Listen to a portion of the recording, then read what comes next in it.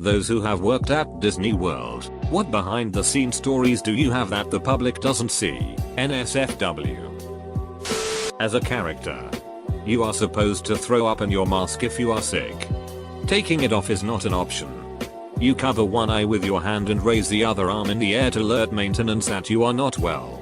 Also, if there is another character, same as you cannot, under any circumstances, be seen with them. You also must take a course to match signature style for autographs. Does it count if it's a different amusement park? The one I worked at has one of those sudden drop rides. A co-worker found a single screw on the ground and they closed down the ride for days as they went over every inch of the ride. Turns out it was a screw that could have led to a seat opening and rider falling out if it hadn't been discovered. If you hear an announcement over the park-wide sound system looking for a specific person, it is something very important. Announcements like that have a chain of approval before Disney will allow the magic illusion to be broken. But it's not always bad news, like informing families of a death. I've done several park announcements to find someone to inform them an organ donation was matched. A medical courier was on their way to Orlando, and they needed to get to the hospital ASAP. I worked a cash register in Tomorrowland. A guy had a heart attack and died about 10 feet from me. I called it in as soon as I saw, but they already knew about it. I went on break shortly afterward and saw the family, literally behind the scenes, crying their eyes out. That never happens. Guests are never allowed behind the scenes, except when somebody dies, I guess. Really kind of heartbreaking. On a positive note, they all got lifetime passes. On our family trip to Disney World, I was leaning over a railing looking down into some water. A few unreachable feet below I spot a tiny, 1.5 feet to 2 feet, alligator. Being from Africa and relatively unfazed with a slightly sharp swimming lizard, thought nothing of it. I called my mother over and said, "Look, an alligator. How cool." Sweet Jesus, was this a mistake? Not 2 seconds later, ears everywhere man, a staff member was looking over the railing whispering on the radio. All hell broke loose in the most hushed professional way ever. We were escorted away on a golf cart and a huge section of the park was cordoned off. We were taken to a room where they were very apologetic for our negative experience and offered us a free day at the works. So we said a big thank you and took what was offered. In future I will be smuggling other small harmless creatures in for free stuff. I also got stuck on the Big Thunder Mountain ride in Paris. That was handled in a much more French way. Jesus soleil blow smoke in face. TL. DR Disney World plus tiny alligator being all chill equals free stuff. A friend of mine told me that the rules for workers at the European Disneyland were so strict that they took to calling it Mauseschwitz. When management got wind of this, they were told that anyone found using that name again would be fired. Apparently it was only a couple of hours before they were calling it Duck Hall. Everyone in the call centers is given a stage name, so no two agents have the same name to the guests. Most. Yeah. Unique stage names I can remember: Cotton, Casper, Arizona, Lucinda. When you're in training they give you a selection of like 20 names to choose from, so you better hope you're one of the first ones to pick so you can get a normal name and not get stuck with Cotton FFS. I worked on the Great Movie Ride in Hollywood Studies for a while, and I can tell you all 22 minutes of your friendly tour guide speech is scripted to the very last letter. You get 3 days to learn your whole monologue, and all of the speech control stops goes of the actual ride, before going live as a tour guide. Most of those 3 days is spent in a room with your trainer reciting your script until you get every word right. If you accidentally say the word okay instead of alright, you start over from the beginning. Most tedious 3 days of my life. There's also one button on every car that, despite being really close to buttons, you have to touch all the time. If pushed, gets you fired immediately. Compulsory. I never worked for Disney, but a friend did. Disney security listens to all Disney radio channels at all times for any distress call or other issue that is relevant to security. My friend, we'll call him Daniel because that's his name, worked for Disney World in Florida once. He worked in one of the resorts. I'm not quite sure what his job actually was, but his radio call sign was Movie Runner. He was walking between resorts one night, and near a pool he was cornered by a mama bobcat. Usually not a huge deal because the bobcat will eventually realize the person is not a threat. But he radioed the resort to let them know that he was being cornered by a bobcat. Next radio transmission. Without missing a beat, Movie Runner. This is Disney Security Base. We understand you are being cornered by a bobcat. Please remain calm. We have 2 units approaching your location. ETA 2 minutes. Please acknowledge. Over. TL. Dr. Disney doesn't duck around with bobcats. Most likely get buried at this point, but I remember once I was leaving the park. You know how it gets ridiculously crowded at the exits when the park is shutting down. I got elbowed in nose. Got a bloody nose.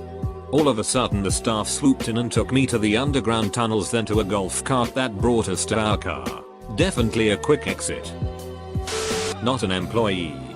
But I have an interesting story about Disney. When I was 7, I went to Disney World. The 3rd night we were there, I rolled out of my bed and cut my forehead on the nightstand.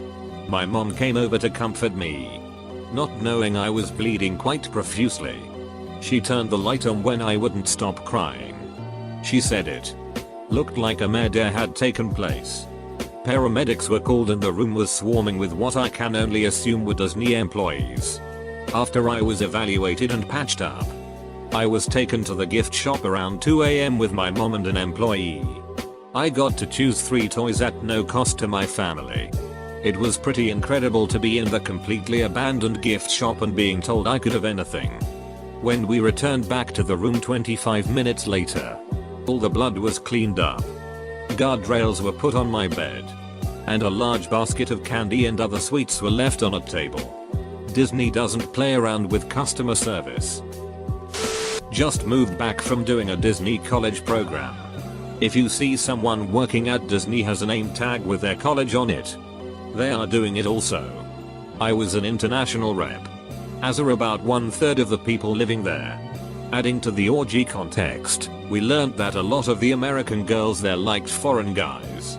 The things that go on in the housing complexes are astonishing. So much 6. So many drugs. So much alcohol. Hell. Every Monday night us internationals have a Happy Mondays event, where we get in our country's teams and go to bars to play other countries' teams in drinking games. I know a guy who was goofy. He used to do coke all the time. It's like a typical college campus, except for complexes of people who all work for Disney. My best story is the day I was working and managed to give a girl who was a guest in the park that day my number, and met up with her that night and got up to stuff. I went on a Keys to the Kingdom tour once and got to go down into the utilities. It smells like rotten ketchup down there in a lot of places. You only see the part they want you to see. 2. It's different outside of that small square block. Less clean. More smelly. So I hear. My sister works at the Magic Kingdom, but she did say the rotten ketchup smell was pretty prevalent throughout the utilities. I used to work as a candy maker at Disneyland. The candy store was on Main Street and there's a little pot of vanilla scent with a fan behind it to waft vanilla scent out onto the street where people are walking by. Once I saw a huge rat by the trash compactor when I was taking out some cardboard. Another time I was written up by my manager for accidentally dropping like $1,000 worth of caramel apples because a feral cat came up and scared the crap out of me. TLDR. There's a cat and mouse turf war backstage and they lure you into the candy store with a pot of vanilla. My cousin worked at Disney in the 90s. I haven't heard a lot of his experience, but I have been told that the cable that Tinkerbell flies down to the castle on once snapped and she got a massive settlement. And Snow White gave him crabs. I need to talk to him more often. Interesting guy. I worked at Splash Mountain. Sometimes we had guests decide it was a great idea to hop out of the log because they didn't want to ride anymore. Well, we know about that. Every time. The ride is littered with motion sensors, pressure pads, the like. I have a photographic memory of the ride layout, and even I wouldn't be able to avoid being detected out of the log. The flashes don't happen very often. Actually, it's usually men with their shirts off. In this case, their ride photo is blanked out and they can't purchase it. We always had parents trying to sneak kids who didn't meet the height requirement. I do remember we had one family who kept trying for hours, thinking that the cast don't talk to each other about problematic parents. Ride evacuations were always interesting, but as long as you were strong and confident with the guests, they always listened. It's real important to walk them through what's going to happen and let them know you've done this more than enough times. I also teased them that they were going to get a backstage tour, but it was gonna be real brief. And as long as they didn't take pictures, they'd get a fast pass for their troubles. Every day was an event, but I loved every minute of it. I'm probably too late, but I was an intern once for Disney. Around Jan, May, August. The housing department does the purge. They will over-accept people into the program, knowing that they will terminate bad kids. The term bad kids is very vague. It can be anything between a kid whose roommate doesn't like them to an actual bad kid who is underage drinking. They really just look at the numbers and terminate interns where they please. Person I went to school with has had a job with security there. She eventually got married and had children. WDW hired her husband and the kids. They walk patrol around as a family. As far as I know, they still work there. Secret police. Computer systems to track unruly behavior at any point in your life. Extreme intolerance for troublemaking dissidents. Till Disney is running a highly efficient, skillfully veiled fascist state. I am not an employee, but this is a customer service story. When I was about 9, my grandfather died, who had a Disney pass with some type of credit and such on it, but we went down to Disney on a trip and we were intending to move them off his card and onto my parents' cards. Well, this was still a sad time for me, as me and my grandfather were really close, so I went outside while they dealt with all the stuff. While I was out there was a security guard playing with toys and entertaining kids that were in the same position I was, with the parents being inside and not wanting to be in there. But he saw me being rather down and sad about everything and came over to me, asked what was wrong, and as I explained, he became visibly sad as well. He told me that his grandfather had died a few years back and they were close as well.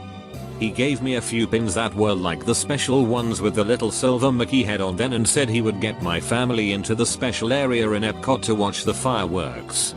Which he did, and it completely made the trip for my family. I still have those pins because they are one of the coolest things I've ever gotten from someone.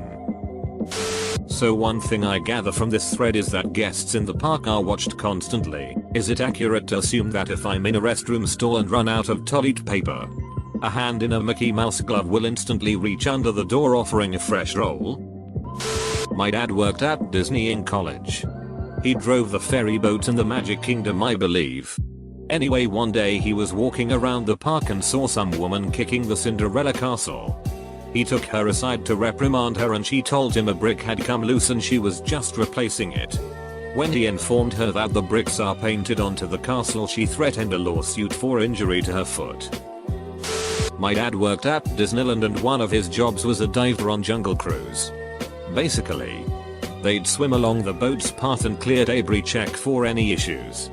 He told me that one time, among the many strange objects they would find in the water, he found someone's leg. Not a real leg, mind you, but a prosthetic. It was never claimed either. How someone could lose their fake leg and not report it is beyond me. You cannot and will not say under any circumstances that you have seen a cockroach, pest, or other nuisance in the park. You also can't say died over the radio. An example would be my radio battery died. I got chewed out pretty hard about that one from my managers. When I worked there, I was totally aware of the Disney look policy. I worked at one of the restaurants. I tried anyway to grow out my mustache there. After 2 weeks, a manager saw my half-grown mustache and brought me off stage and back into their office. Reminded me about Disney look. pulled a razor out of the cabinet and told me to go to the bathroom backstage and shave it off. I could grow one on my own time, but not at work, was what the manager told me. I worked at MGM in 1999. College program. I was headed to the cafeteria when I encountered a music video being shot backstage. I saw a pretty girl walking near the set and said hi. She said hi in a super high-pitched voice. She then proceeded to stare at me for a minute or so. I felt awkward and asked if I knew her. Like maybe met her on a drunken night at Pleasure Island. She violently shook her head and nearly yelled, "No. I'm a singer." I felt awkward. It was like talking to an entitled 4th grader, so just said that's great. "What do you sing?" She pouted and huffed away. Obviously upset I didn't know. Turned out it was Britney Spears. Her video for Baby One More Time had recently come out, but I'd never heard of it at the time. I just thought it was strange some pretty young girl was acting like a stereotypical drama queen and thought it was strange she was upset I didn't know her when all I wanted was to get some dinner on my break.